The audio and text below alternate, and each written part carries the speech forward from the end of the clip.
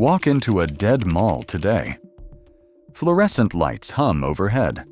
Metal chairs are bolted to the floor.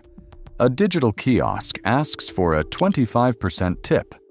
The bourbon chicken costs $16.99, and it tastes like it came straight out of a plastic bag. This didn't happen by accident. This was engineered. Part 1. The Golden Era. The Town Square. The year is 1998. It's a Saturday afternoon. The mall parking lot is packed. Minivans, dented sedans, the occasional station wagon. Inside, the air is thick with the smell of buttered pretzels, strawberry perfume, and the faint chlorine of the fountain, where children toss coins like tiny wishes. Fluorescent lights hum overhead, bouncing off polished tiles and sticky carpet near the arcade. In the food court, plastic chairs and bright trays line the tables. Teenagers push through the crowd, eyes a crumpled $5 bill in their pocket, feeling like gold. A slice of pizza, a drink, maybe cinnamon bites shared with a friend. It's enough to feel rich, independent, alive. The vendors are busy, but not stressed. No one is calculating percentage rent. No landlord is taking a cut of their sales. They chop, stir, and serve because that's their craft. The food smells fresh. The soda is fizzy. The laughter of families and teens echoes in the space. It's loud, chaotic, real. The mall isn't a financial instrument. It's a living room for the neighborhood, a place to gather, a place to belong. It isn't optimized for profit. It's optimized for people. $5 isn't just a meal. It's freedom. Here, everyone knew the rhythm. The bell above the kiosk, the clang of trays, the smell of pizza and pretzels mixing in the humid air. Wave the arcade is bleeping. Teenagers darting past, elbows nudging trays, laughter rises over the hum of conversation. This is human commerce, messy, imperfect, yet satisfying. The golden era thrived on simplicity, volume, and connection. Part 2. The Rise of the Success Tax. By the early 2000s, the neon and plastic chaos of the 90s began to fade. The mall transformed. Lifestyle centers replaced enclosed spaces.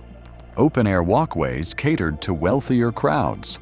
And the old food courts, the town squares of suburbia, were quietly priced out of existence. Meet Dave, owner of a smoothie kiosk in a once bustling mall. At 8 a.m., he's counting inventory and scribbling numbers on a napkin. His base rent for an 800-square-foot stall is $8,000 a month, a figure unimaginable in 1998. But the real shock comes when he hits the natural breakpoint. Once he makes $1.2 million in annual sales, the landlord takes 6 to 10% of every extra dollar earned. A hidden clawback known as the success tax. Dave doesn't just pay rent. He pays common area maintenance, janitors, tray cleaning, electricity. Even a busy Saturday leaves him wondering if he actually earned anything. Margins that once allowed small vendors to survive now vanish under aggressive leasing, inflated overhead, and percentage rent. To survive, he cuts labor. Skilled chefs are replaced with minimum wage workers who reheat pre-cooked, flash-frozen proteins.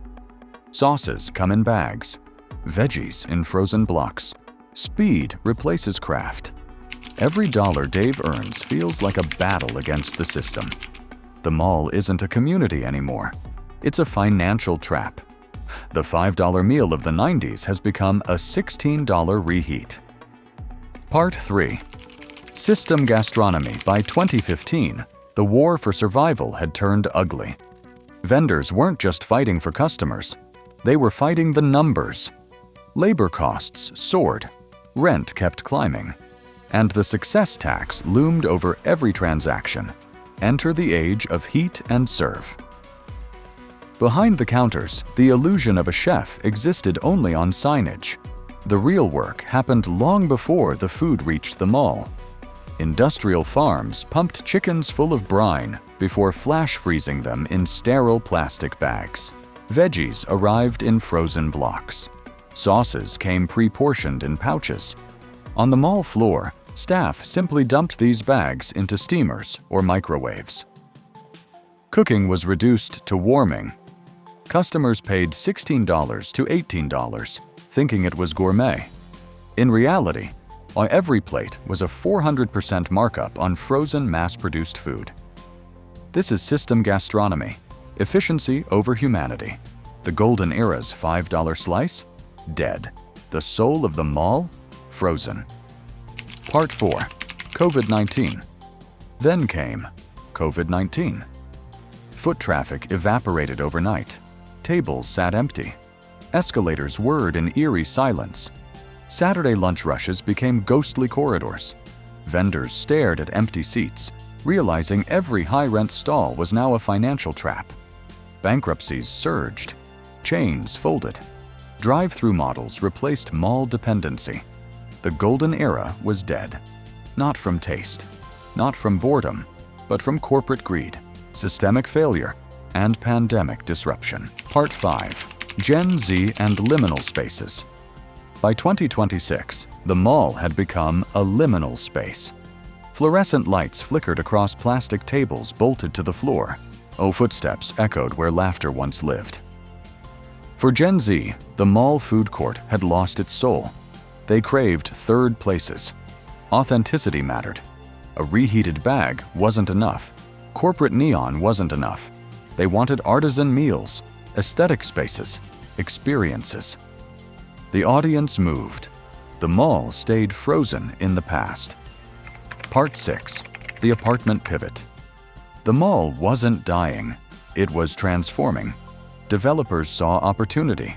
Why rely on foot traffic when you could own the audience? Department stores became luxury apartments. The mall evolved into a private ecosystem. The old food court was gutted, replaced by boutique cafes and food halls. Affordable fast food vanished. A $7 meal became a $19 grain bowl.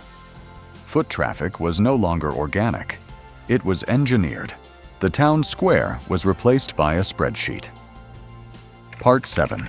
The final verdict. So, who killed the food court? It wasn't a single villain. It was a spreadsheet. Landlords extracted profits. Vendors cut quality. The pandemic shattered density. Developers chose housing over hamburgers. We didn't lose the food court because people stopped being hungry. We lost it because the equation broke. Blame the math. The food court didn't die of natural causes. It was priced to death. The neon lights are gone. The plastic trays are gone. And the $5 lunch is just a ghost in the hallway now.